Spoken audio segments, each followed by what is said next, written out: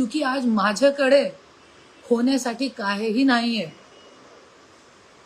माझा एक हिरेसारखा पती होता, ते दलाल लोकांनी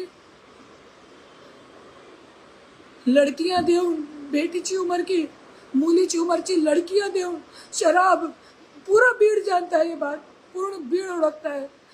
सगळं बीडवासियांना माहिती आहे ही गोष्टी की माझा नवरा जो सोन्यासारखा था, हिरेसारखा था, आज दलाल लोकांनी त्यांच्या वाटोळा केलाय, त्यांना लडकियां पुरवली. आज राजश्रीची लायकी नाहीये की जे धनंजय मुंडेला समजून गेले. मी समजून घेतला होता इतके वर्ष.